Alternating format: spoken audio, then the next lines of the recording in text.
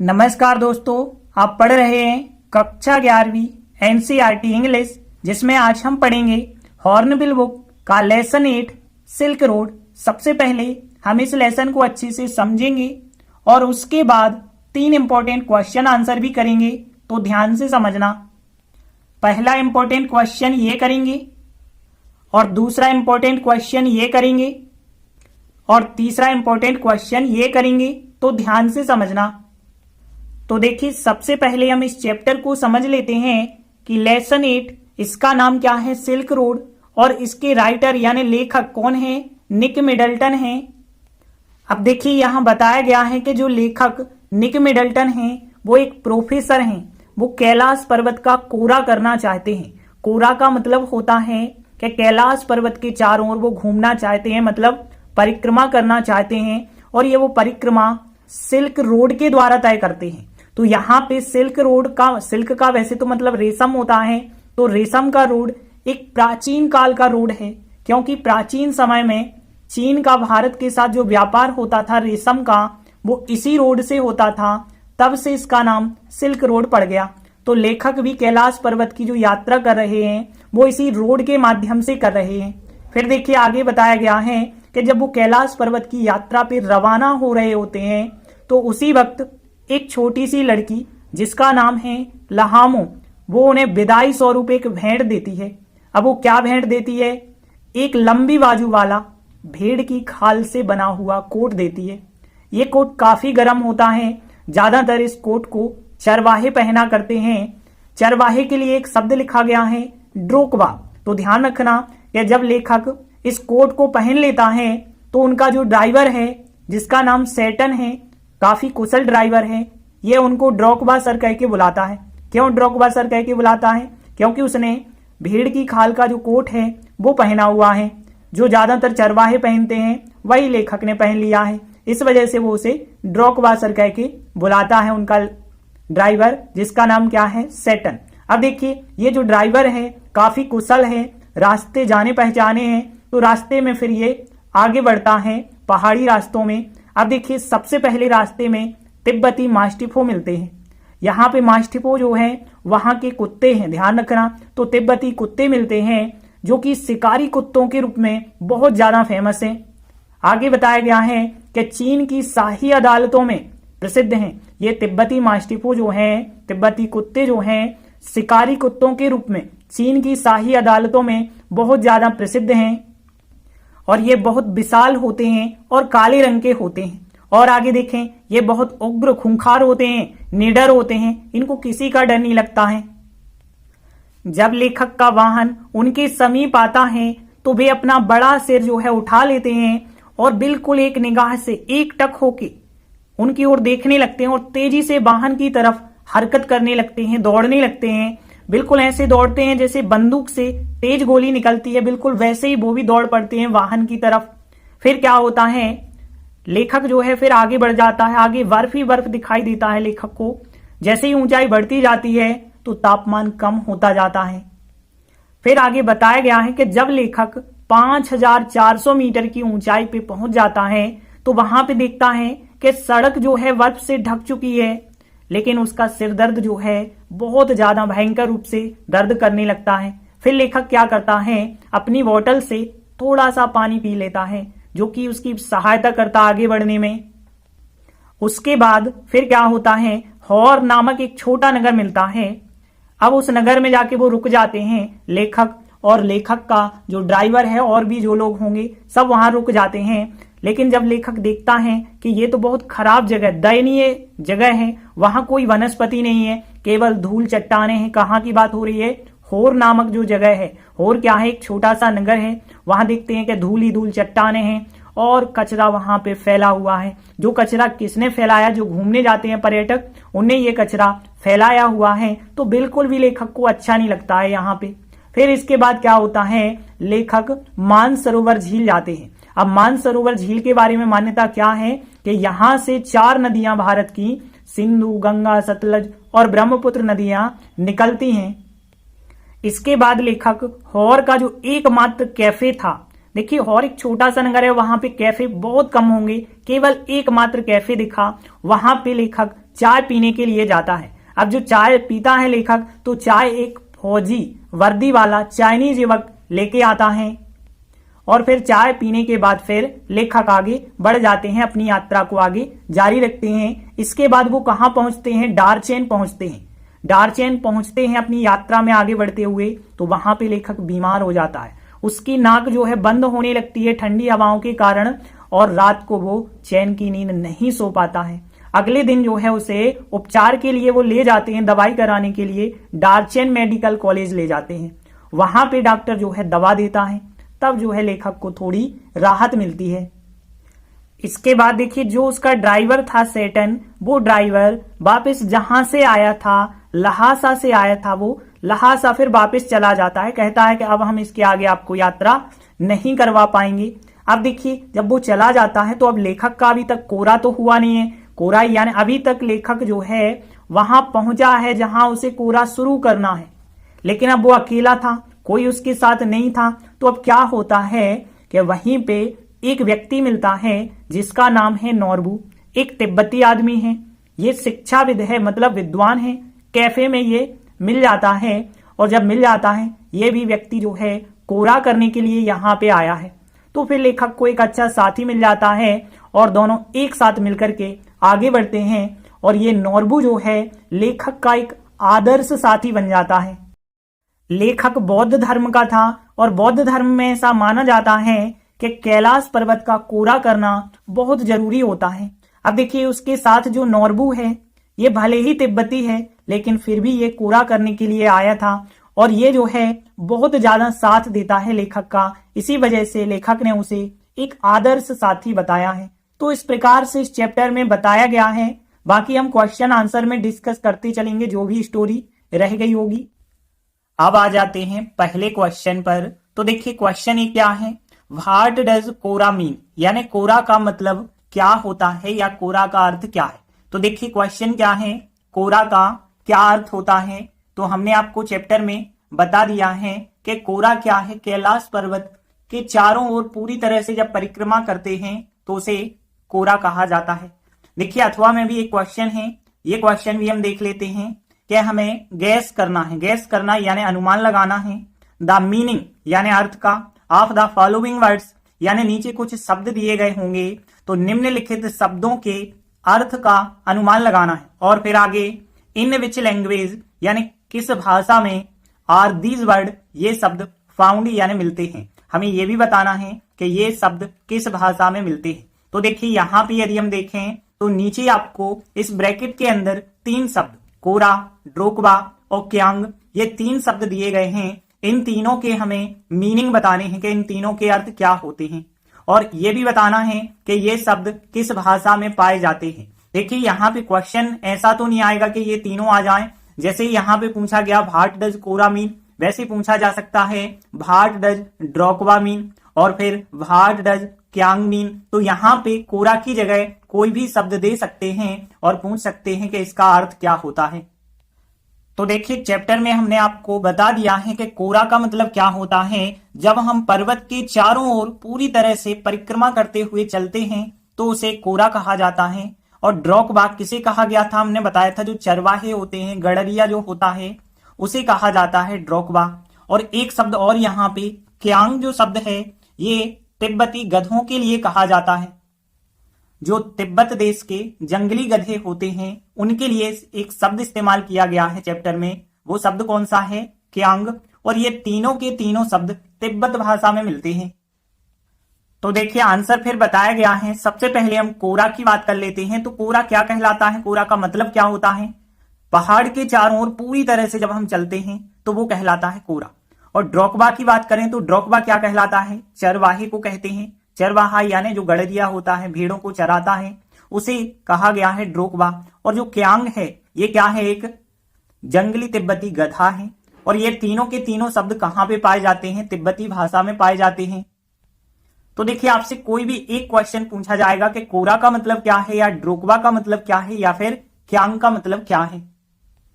तो जिसका भी मतलब पूछें आप केवल उसी का मतलब लिखेंगे। तो देख लेते हैं हम फिर कि ये आंसर जब हम बनाएंगे ना, तो ट्रांसलेशन के माध्यम से बनाएंगे। तो कौन कौन से मीनिंग ऐसे हैं जो कठिन हैं, तो देखिए यहाँ पे यदि हम देखें कोरा, तो कोरा को तो हम कोरा ही लिखेंगे।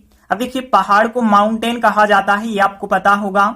तो माउंटेन हो गया पहाड़ के लिए। फिर के चारों ओर, इसके लिए राउंड कहा जाता है, आपको पता होगा राउंड का मतलब होता है के चारों ओर। अब देखिए पूरी तरह से के लिए यहाँ पे जो लिखा गया है वो ध्यान रखेंगे, ऑल द वे लिखा गया है। ऑल द वे का मतलब होता है पूरी तरह से, और चलना यानी वॉक होता है, ये आपको पता होगा। तो वॉक हो गया चलना, ऑल द वे यानी पूरी तरह से, और राउंड यानी के चारों ओर, और माउंटेन होता है पहाड़। अब देखिए ड्रोकवा को तो ड्रोकवा ही आप लिखेंगे, और फिर चरवाहा या गडरिया को सेफर्ड कहा जाता है, ध्यान रखना। तो सेफर्ड का मतलब क्या होता है, गडरिया होता है, ये बात आप ध्यान रखना। और फिर आगे देखिए क्यांग को तो क्यांग ही लिखेंगे जो क्वेश्चन में है। यह एक जंगली तिब्बती गधा है। देखिए जंगली के लिए आपको पता होगा कि वाइल्ड कहा जाता है जंगली के लिए, तो जो कि आपको पहले से पता होगा। तो वाइल्ड हो गया जंगली के लिए। अब देखिए गधा को क्या कहा जाता है, आपको पता होगा, एज। एज यानी होता है गधा, तो एक वर्ड हो गया एज, और जंगली के लिए वाइल्ड हो गया, और चरवाहा या गडरिया के लिए सेफर्ड हो गया, और फिर पूरी तरह से यानी ऑल द वे, चलना यानी वॉक, और राउंड यानी के चारों ओर, पहाड़ को माउंटेन कहते हैं। अब देखिए तिब्बती के लिए क्या कहेंगे, तो इसके लिए जो वर्ड है टिबेटन, आप ध्यान रखना। टिबेटन का मतलब होता है तिब्बती, तो यहाँ पे ध्यान रखेंगे तिब्बती के लिए टिबेटन कहा जाता है। फिर देखिए आगे ये शब्द यानी कि दीज वर्ड्स हो जाएगा। फिर यहाँ तिब्बती को टिबेटन कहेंगे, लैंग्वेज यानी भाषा, इन मतलब में पाए जाते हैं। क्वेश्चन में था आपके पास फाउंड, तो देखिए यहाँ पे ये था कि दीज वर्ड यानी ये शब्द फाउंड यानी पाए जाते हैं, और लैंग्वेज होती है भाषा। तो यहाँ पे कोई प्रॉब्लम नहीं जानी चाहिए कि दीज वर्ड हो गया, लैंग्वेज हो गया। तिब्बती को टिबेटन हमने बताया, इनका मतलब में पाए जाते हैं यानी फाउंड। तो देखिए फिर यहाँ पे यदि हम देखें तो कोरा, कोरा और फिर आप डैश लगा के लिखेंगे, मतलब ये कोरा का आप अर्थ लिख रहे हैं। तो कोरा और फिर वॉक यानी चलना, ऑल द वे यानी पूरी तरह से चलना, और फिर राउंड यानी कि चारों ओर, द माउंटेन यानी कि पहाड़ के चारों ओर। तो कोरा और फिर ये डैश लगा के आप लिखेंगे, वॉक यानी चलना, ऑल द वे यानी पूरी तरह से चलना, राउंड द माउंटेन यानी कि पहाड़ के चारों ओर। फिर इसके बाद देखिए ड्रॉकबा और फिर डैश लगा के लिख देंगे सेफर्ड। सेफर्ड यानी चरवाहा, या फिर हमने उसी को कह दिया है गडरिया। तो यहाँ पे ड्रॉकबा और फिर लिख देना डैश लगा के सेफर्ड। फिर आगे देखिए क्यांग की बात करें तो यहाँ पे क्यांग लिखेंगे। अब देखिए क्या यह एक जंगली तिब्बती गधा है, तो यह के लिए आप इट शब्द लिख सकते हैं, तो इट हो जाएगा। यह एक जंगली तिब्बती गधा है, प्रेजेंट टेंस है, तो इज सहायक क्रिया लगाएंगे। तो इज सहायक क्रिया, एक जंगली तिब्बती गधा यानी एक के लिए तो आप आर्टिकल लिखेंगे, ए आर्टिकल लिख देंगे, और जंगली यानी वाइल्ड हो जाएगा। और फिर तिब्बती के लिए हमने बताया टिबेटन, और फिर एज का मतलब हो जाएगा गधा। तो यहाँ पे सबसे पहले क्यांग लिखा, फिर डैश लगा के it is a wild Tibetan ass लिख दिया।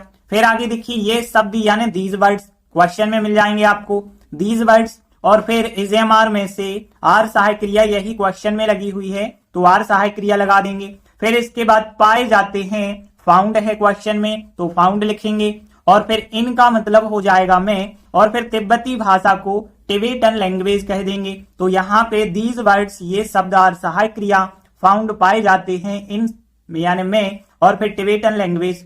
एक बार पूरा आंसर रिपीट कर लेते हैं। कोरा वॉक यानी चलना, ऑल द वे पूरी तरह से चलना, और राउंड द माउंटेन यानी पहाड़ के चारों जब हम पूरी तरह से चलते हैं तो उसे कोरा कहा जाता है। और ड्रॉकबा का मतलब होता है सेफर्ड। और क्यांग की बात करें तो it is a wild Tibetan ass, और दीज वर्ड्स, ये शब्द आर फाउंड पाए जाते हैं इन, और फिर तिब्बती भाषा को टिबेटन लैंग्वेज लिख देंगे। तो देखिए इस प्रकार से हमारा आंसर बन जाएगा। अब देखिए ये आंसर बिल्कुल भी कठिन नहीं है। आपसे पूछा जाएगा कोरा का मतलब क्या है, तो आप ये मतलब लिख देंगे। ड्रोकबा का पूछा जाएगा, ये लिख देंगे। क्यांग का पूछा जाएगा, ये लिख देंगे। तो ये आंसर सब लोगों से बन जाना चाहिए। इसके बाद देखिए अगला second question, what was the farewell. देखिए फेयरवेल होता है विदाई, और प्रेजेंट यानी होता है उपहार या भेंट। तो एक विदाई स्वरूप भेंट जो कि गिवन दी गई बाय लहामो, तो लहामो के द्वारा दी गई विदाई स्वरूप भेंट क्या थी, जो किसे दी गई है, टू द ऑथर यानी लेखक के लिए। तो क्वेश्चन तो आपको समझ आ चुका होगा कि लेखक के लिए लहामो द्वारा दी गई विदाई भेंट क्या थी। तो देखिए चैप्टर में हमने आपको बताया था कि जब लेखक यात्रा के लिए रवाना हो रहा होता है तब एक छोटी सी लड़की जिसका नाम है लहामो वो विदाई स्वरूप एक भेंट देती है। वो भेंट क्या है कि एक लंबी बाजू वाला भेड़ की खाल से बना हुआ कोट देती है जो ज्यादातर चरवाहे पहनते हैं। वो बहुत गर्म होता है, उसमें कम ठंड लगती है। तो देखिए आंसर बताया गया है कि लेखक के लिए लहामो द्वारा दी गई विदाई भेंट, जब लेखक ने उसे बताया होगा कि वह कैलाश पर्वत जा रहा है तब उसने एक भेंट दी है। वो भेंट क्या है, एक लंबी बाजू वाला, यानी उसकी जो आस्तीनें होती हैं वो बड़ी बड़ी होंगी, लंबी लंबी होंगी, और वो भेड़ की खाल का कोट था जो आमतौर पर चरवाहे पहना करते थे। तो देखिए आंसर ज्यादा बड़ा नहीं है, बहुत सरल सा आंसर है। ये लाइन क्वेश्चन की हो जाएगी, बस हमें ये 2 लाइनें बनानी होंगी। तो देख लेते हैं कौन कौन से मीनिंग कठिन है। देखिए पहली लाइन, लेखक के लिए लहामो द्वारा दी गई विदाई भेंट, यानी कि हम यहां से देखें the farewell present given by Lhamo to the author, पहली लाइन के लिए तो यही का यही लिखना है। फिर देखिए भेंट यानी होता है जब उसने उसे बताया, उसने यानी कि लेखक की बात हो रही है तो ही हो जाएगा। उसे बताया, उसे यानी उस लड़की को जिसका नाम है लहामो, तो उसे यानी हर कहेंगे। बताया, बताना को टेल कहते हैं, टेल का सेकेंड फॉर्म टोल्ड होता है, ये आपको पता होगा। दैट यानी कि की हो जाएगा, वह कैलाश पर्वत जा रहा है, वह यानी लेखक की बात हो रही है तो ही हो जाएगा। और फिर देखिए कहां जा रहा है वो, कैलाश पर्वत। कैलाश पर्वत के लिए पूरे चैप्टर में माउंट कैलाश लिखा गया है, ध्यान रखना। तो यहां माउंट कैलाश और फिर जाना यानी गो होता है, आईएनजी हो जाएगा गोइंग। तो ये भी सभी वर्ड आपको पता है कि यहाँ पे टोल्ड हो जाएगा, यहाँ माउंट कैलाश हो जाएगा, गोइंग यानी जाना हो जाएगा। फिर अलोंग यानी कि एक लंबी। अब देखिए लंबी बाजू वाला यानी जिसकी बाहें जो है लंबी लंबी होती हैं, तो बाजू वाले के लिए यहाँ पे जो शब्द कहा गया है वो स्लीप्ड कहा गया है, ध्यान रखेंगे। तो यहाँ पे स्लीप्ड का मतलब है बाजू वाला। और फिर भेड़ को सीप कहते हैं, आपको पता होगा। और स्किन होती है त्वचा या खाल, तो यहाँ सीप स्किन कह सकते हैं हम भेड़ की खाल। और कोट को कोट कहेंगे तो सीप स्किन कोट कह दें यदि हम, तो भेड़ की खाल का कोट। तो ध्यान रखना भेड़ की खाल को सीप स्किन और फिर कोट यानी कोट ही लिखेंगे। तो सीप स्किन कोट का मतलब हो गया भेड़ की खाल से बना हुआ कोट। और फिर बाजू वाला के लिए हमने बताया स्लीप्ड लिखेंगे। फिर आगे देखिए जो कहा गया है उस कोट के लिए तो दैट लिखेंगे। नॉर्मली होता है आमतौर पर, नॉर्मली हो जाएगा। और चरवाहा को हमने बता दिया है सेफर्ड कहते हैं, तो सेफर्ड हो जाएगा। पहनते थे, देखिए पहनना को वियर क्रिया कहते हैं, ये आपको पता होगी। WEAR वियर यानी पहनना, लेकिन वियर का सेकेंड फॉर्म वॉर होता है, ध्यान रखना, क्योंकि पास्ट सिंपल में हमें सेकेंड फॉर्म लिखना पड़ेगा। तो देखिए कितने वर्ड आपको यहाँ पे कठिन मिले, एक तो वॉर हो जाएगा, पहनते थे, और फिर सेफर्ड आपको पता है, नॉर्मली पता है, दैट पता है, और फिर भेड़ की खाल का कोट यानी सीप स्किन कोट, ये पहले से पता होगा। बस एक शब्द यहाँ स्लीप्ड मिला जो कि आपको नया वर्ड लगा होगा, बाकी तो सब पुराने हैं। तो अब देखते हैं आंसर। देखिए यहाँ पे ये पूरी की पूरी लाइन जो है, पहली लाइन क्वेश्चन से हम लिख रहे हैं कि the farewell present given by Lhamo to the author, तो ये पूरा वर्ड हमने लिखा पहली लाइन। फिर देखिए जब यानी होता है वैन, तो वैन ही जब उसने टोल्ड यानी कि बताया, और फिर उसे बताया यानी उस लड़की को, तो जब लेखक ने उस लड़की को बताया तो यहाँ पे वैन ही टोल्ड हर, उसे बताया, दैट की, और फिर देखिए वही जो लेखक है उसकी बात हो रही है, तो ही वह कैलाश पर्वत जा रहा है। देखिए यहाँ पे भले ही है आ रहा है, आपको लग रहा प्रेजेंट कंटिन्यूअस, लेकिन आपको पता है ना यहाँ दैट के द्वारा वाक्य जुड़ा है, ये यहाँ पास्ट सिंपल है, तो यहाँ भी जो बनेगा वो पास्ट टेंस बनेगा यानी पास्ट कंटिन्यूअस। तो यहाँ दैट ही वाज गोइंग, वह जा रहा था, और फिर टू लगा के माउंट कैलाश, वो माउंट कैलाश जा रहा था। तो वैन ही जब उसने टोल्ड हर उसे बताया, दैट ही वाज गोइंग, वह जा रहा था, और फिर टू लगा के माउंट कैलाश। अब देखिए आगे जब वो जा रहा था तब उसने ये भेंट दी थी। अब लिखने वाले हैं उस भेंट के बारे में कि वो भेंट क्या थी। तो यहाँ पे वाज सहाय क्रिया लगा के आपको लिखना पड़ेगा कि वाज यानी थी, कौन सी भेंट थी ये आप लिखेंगे यहाँ पे कि अलोंग यानी एक लंबी, अलोंग एक लंबी, स्लीप्ड यानी बाजू वाली। तो यहाँ पे लॉन्ग स्लीव्ड एक लंबी बाजू वाला, और फिर सीप स्किन कोट यानी भेड़ की खाल का कोट, और फिर दैट यानी कि जो कि नॉर्मली यानी आमतौर पर, और फिर शेफर्ड यानी चरवाहे, और वियर का सेकंड फॉर्म हो जाएगा वॉर। तो देखिए बहुत सरल होगा कि यहाँ वाज लगाएंगे, फिर लॉन्ग स्लीव्ड एक लंबी बाजू वाला, और फिर सीप स्किन यानी भेड़ की खाल का, और कोट के लिए कोट ही कहते हैं, दैट यानी जो नॉर्मली यानी आमतौर पर, और शेफर्ड्स यानी कि चरवाहे, और वियर का सेकंड फॉर्म वॉर हो जाएगा। एक बार हम पूरा आंसर रिपीट कर लेते हैं। देखिए ये लाइन क्वेश्चन की है, यहां से यहां तक लिखनी है। फिर when he told her that he was going to Mount Kailash, फिर वाज सहाय क्रिया लगा के लॉन्ग स्लीव्ड, और फिर सीप skin coat that normally shepherd's wear का सेकंड फॉर्म वॉर। तो देखिए इस प्रकार से हमारा आंसर बन जाएगा, और ये आंसर बिल्कुल भी कठिन नहीं है, एक बार ही आप प्रैक्टिस करेंगे ना तो आराम से बन जाएगा। इसके बाद देखिए थर्ड क्वेश्चन देखें, what is the importance of lake Mansarovar. Lake यानी होती है झील, तो मानसरोवर झील का इंपॉर्टेंस यानी महत्व, और व्हाट यानी क्या इस मतलब है। तो यहाँ पे मानसरोवर जो झील है उसका महत्व क्या है। तो देखिए क्वेश्चन पूछा गया है कि मानसरोवर झील का महत्व क्या है। अब देखिए अथवा में भी ये क्वेश्चन पूछा जा सकता है, वो इस प्रकार से पूछा जा सकता है कि what is the belief about lake Mansarovar. Mansarovar झील के बारे में बिलीफ यानी होती है धारणा या फिर विश्वास या मान्यता भी कह सकते हैं हम। तो यहाँ पे जो मानसरोवर झील है उसके बारे में क्या मान्यता है, ये हो गया क्वेश्चन। तो चाहे ये आ जाए क्वेश्चन या ये आ जाए, आपको आंसर एक ही लिखना है।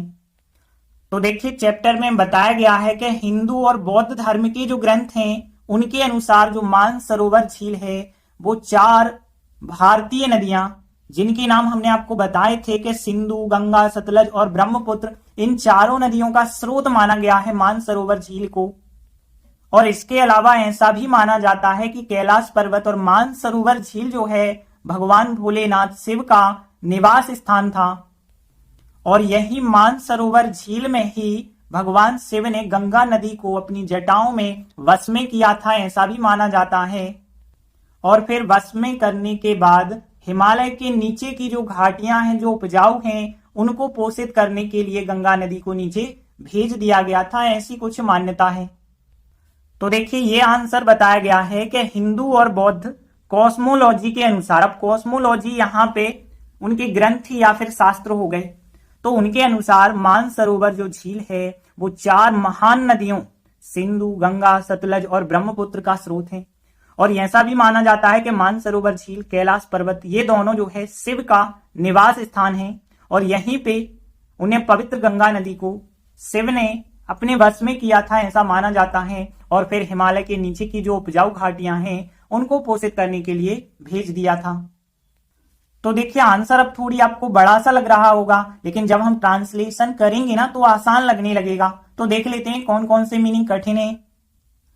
तो देखिए यहाँ पे हिंदू और बौद्ध कॉस्मोलॉजी के अनुसार, अकॉर्डिंग टू होता है के अनुसार, कॉस्मोलॉजी इंग्लिश वर्ड लिखा गया है जो कोई शास्त्र कहलाते हैं, ग्रंथ कहलाते हैं। देखिए हिंदू के लिए तो हिंदू लिखते हैं, लेकिन बुद्ध धर्म से संबंधित कोई चीज होती है तो उसे बुद्धिस्ट कहा जाता है। तो ध्यान रखना हिंदू एंड बुद्धिस्ट हो जाएगा यहाँ पे। और फिर अकॉर्डिंग टू यानी के अनुसार, कॉस्मोलॉजी के अनुसार। फिर आगे देखिए यहाँ पे मानसरोवर जो स्थान है उसकी बात हो रही है कि 4 यानी कि 4, और ग्रेट यानी महान, और इंडियन यानी भारतीय होता है, तो इंडियन रिवर्स यानी नदियां। अब देखिए यहाँ पे सिंधु, गंगा, सतलज और ब्रह्मपुत्र का स्रोत यानी सोर्स होता है, ये आपको पता होगा। अब केवल एक चीज आप ध्यान रखेंगे, सिंधु नदी को इंडस कहा जाता है। तो ध्यान रखना इंडस का मतलब होता है सिंधु नदी, और गंगा को गंगे भी लिखा जाता है। तो ध्यान रखना कि यहाँ पे गंगा को गंगेज लिखा गया है, सिंधु नदी को इंडस लिखा जाता है, और गंगा नदी को यहाँ पे गंगेज लिखा गया है, और सतलज एंड ब्रह्मपुत्र इनको यही का यही लिखा गया है। ऑफ यानी का, और सोर्स यानी होता है स्रोत। फिर आगे देखिए मानसरोवर झील, इसके लिए क्या लिखेंगे, लेक मानसरोवर लिखेंगे। एंड जो है कैलाश पर्वत को माउंट कैलाश कहते हैं, और फिर शिव का निवास स्थान, देखिए निवास स्थान को अबोर्ड कहा जाता है। तो ध्यान रखना अबोर्ड का मतलब होता है निवास स्थान या फिर घर भी कहते हैं अबोर्ड को। और फिर देखिए यहाँ पे जो माना जाता है के लिए लिखा गया है वो ध्यान रखना बिलीव्ड टू बी लिखा गया है। ध्यान रखना माना जाता है या फिर उस पर विश्वास करते हैं लोग तो बिलीव्ड टू बी लिखा गया है। यहाँ पे थर्ड फॉर्म हमने बताया क्योंकि पेसिव वॉइस यहाँ पे बनाया गया होगा। तो बिलीव्ड टू बी का मतलब माना जाता है निवास स्थान यानी द अबोर्ड कहेंगे। और फिर माउंट कैलाश एंड जो है लेक मानसरोवर हो जाएगा। फिर आगे देखिए यही मतलब दिस कह सकते हैं और इज मतलब है और जहां यानी वेयर होता है। फिर देखिए पवित्र गंगा नदी को शिव द्वारा वश में किया हुआ माना जाता है। पवित्र को हॉली कहते हैं, आपको पता होगा। तो हॉली रिवर गंगा की बात करें उसको शिव के द्वारा, शिव को शिव ही लिखेंगे और वाय यानी के द्वारा होता है वाय। और फिर देखिए बस में किया हुआ तो इसके लिए लिखा गया है टेम्ड। ध्यान रखना टेम्ड का मतलब है बस में करना। तो यहाँ पे टेम्ड लिखा गया है बस में किया हुआ माना जाता है यानी बिलीव्ड टू बी हो जाएगा। तो यहां तक तो कोई प्रॉब्लम नहीं होनी चाहिए। फिर आगे देखिए और हिमालय के नीचे, हिमालय को हिमालय ही कहते हैं ये आपको पता होगा। और फिर बिलो यानी होता है के नीचे, तो बिलो आपको पहले से पता होगा। और फिर देखिए अब उपजाऊ, उपजाऊ के लिए फर्टाइल कहा जाता है ये आपको पता होना चाहिए। तो यहाँ पे ध्यान रखना फर्टाइल का मतलब होता है उपजाऊ। और वैली यानी घाटी होती है ये तो आप पढ़ चुके हैं। तो यहाँ वैलीज यानी घाटियों की बात हो गई को। और फिर यहाँ पे नॉरिश करना यानी कि पोषित करना होता है ये आपको पहले से पता होना चाहिए कि नॉरिश क्रिया का मतलब पोषित करना। और फिर यहाँ पे भेजा जाता है, देखिए भेजना को सेंड कहते हैं। सेंड का थर्ड फॉर्म होता है सेंट। तो यहाँ पे टू नॉरिश हो जाएगा यानी पोषित करने के लिए और फर्टाइल हो जाएगा यहाँ पे उपजाऊ के लिए। वैलीज यानी घाटियां और बिलो यानी के नीचे और हिमालय के नीचे। और फिर माना जाता है बिलीव टू बी और बस में किया हुआ टेम्ड हो जाएगा। और फिर निवास स्थान को अवॉर्ड हो जाएगा। और फिर यहाँ पे बाकी सभी वर्ड इंडस लिखा गया है सिंधु नदी को। और फिर गंगेज यानी गंगा नदी को लिखा गया है। देखिए कोई भी ऐसे वर्ड कठिन नहीं है, 2-3 वर्ड तो कठिन होते ही हैं हर आंसर में, बाकी ज्यादा प्रॉब्लम नहीं है। तो देखिए पहली लाइन देखें हम तो अकॉर्डिंग टू यानी के अनुसार। और किसके अनुसार अब हम बात कर रहे हैं हिंदू एंड बुद्धिस्ट कॉस्मोलॉजी के अनुसार। अकॉर्डिंग टू प्रीपोजिशन होती है एक प्रकार से, ये हमेशा पहले लिखते हैं। तो according to Hindu and Buddhist और फिर कॉस्मोलॉजी। फिर आगे देखें तो मानसरोवर क्या है, 4 महान भारतीय नदियां सिंधु गंगा सतलज और ब्रह्मपुत्र का स्रोत है। तो मानसरोवर यहाँ पे सब्जेक्ट लिखेंगे और फिर इज सहायक क्रिया। तो यहाँ पे मानसरोवर इज सहायक क्रिया। फिर द सोर्स यानी स्रोत है, ऑफ यानी का। और फिर देखिए किन चीजों का स्रोत है ये सब चीजें, 4 यानी 4। और फिर ग्रेट यानी महान, इंडियन यानी भारतीय, रिवर्स। और फिर इसके बाद उनके नाम लिख देंगे कि द इंडस हो जाएगा, द इंडस यानी सिंधु नदी, द गंगेज हो जाएगा, द सतलज हो जाएगा एंड द ब्रह्मपुत्र हो जाएगा। ये पूरा वर्ड आपको लिख देना है।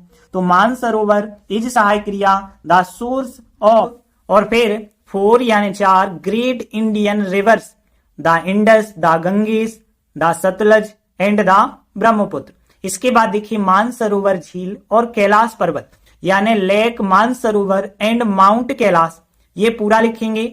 इसको शिव का निवास स्थान माना जाता है। तो देखिए यहाँ पे ये तो हो गया सब्जेक्ट। इसके बाद अब सहायक क्रिया लिखनी पड़ेगी। तो इज एमआर में से हम आर लिखेंगे क्योंकि अब यहाँ पे 2 चीजें इकट्ठी जोड़ के आप लिख रहे हैं। तो आर सहायक क्रिया। फिर माना जाता है के लिए हमने बताया आपको बिलीव्ड टू बी। तो यहाँ पे बिलीव्ड टू बी यानी माना जाता है। और फिर निवास स्थान यानी द अवॉर्ड। और फिर ऑफ यानी का। और फिर शिव का यानी कि द शिवा। तो यहाँ पे lake Mansarovar and Mount Kailash are सहायक क्रिया। फिर बिलीव्ड टू बी यानी माना जाता है, द अवॉर्ड यानी कि निवास स्थान, ऑफ शिवा यानी कि शिव का। फिर आगे देखिए यही है जहां, मतलब यहाँ पे दिस कहेंगे, यही के लिए हो जाएगा। तो दिस और फिर इज सहायक क्रिया। तो दिस इज वेयर यानी कि जहां पे। तो दिस इज वेयर। और फिर द होली यानी कि पवित्र, द होली रिवर गंगेज। तो द होली रिवर गंगेज लिखेंगे। और फिर इसको जो है माना जाता है। फिर यहाँ वही टेंस है लेकिन इस बार सहायक क्रिया हम इज लगाएंगे क्योंकि अब केवल हम गंगा नदी की बात कर रहे हैं। तो इज सहायक क्रिया और माना जाता है। फिर हो जाएगा believed to be. Believed to be यानी माना जाता है, और फिर टेम्ड यानी कि बस में किया हुआ टेम्ड हो जाएगा, और फिर बाय यानी के द्वारा, और शिव को शिवा लिखते हैं तो बाय शिवा लिख देंगे। तो यहाँ पे दिस इज वेयर, यह वही जगह है, वेयर जहां पे द हॉली रिवर गंगेज को, और इज सहायक क्रिया फिर बिलीव्ड टू बी माना जाता है, टेम्ड यानी बस में किया हुआ, बाय शिवा यानी शिव के द्वारा। फिर आगे देखिए एंड, और फिर देखिए भेजा जाता है, तो यहाँ पे सेंट हो जाएगा, भेजा जाता है, और फिर टू नॉरिश हो जाएगा, पोषित करने के लिए। फिर किसे पोषित करना है, उपजाऊ घाटियों को, यानी द फर्टाइल वैलीज हो जाएगा, द फर्टाइल वैलीज हो जाएगा, और फिर विलो यानी के नीचे, द हिमालय यानी हिमालय पर्वत के नीचे। तो एंड सेंट और भेजा जाता है, टू नॉरिश यानी कि पोषित करने के लिए, द फर्टाइल वैलीज यानी उपजाऊ घाटियों को, और फिर विलो द हिमालय यानी हिमालयास के नीचे। एक बार पूरा आंसर रिपीट कर लेते हैं। अकॉर्डिंग टू यानी के अनुसार, और फिर Hindu and Buddhist cosmology, Mansarovar is the source of, फिर 4 great Indian rivers, the Indus, the Ganges, the Sutlej and the Brahmaputra. Lake Mansarovar and Mount Kailash are believed to be the abode of Shiva. This is where the holy river Ganges is सहायक क्रिया believed to be tamed by Shiva and sent to nourish the fertile valleys below the Himalayas. तो देखिए इस प्रकार से हमारा answer बन जाएगा। देखिए आंसर थोड़ी बड़ा है, तो 1-2 बार तो आपको रिपीट करना पड़ेगा, तो 2-3 बार यदि आप रिपीट करोगे ना तो ये आराम से बनने लगेगा। और ध्यान रखना ये मोस्ट इंपॉर्टेंट क्वेश्चन है। तो आज हमने 3 इंपॉर्टेंट क्वेश्चन आंसर किए, बाकी बचे हुए आगे के वीडियो में करेंगे। तब तक के लिए धन्यवाद।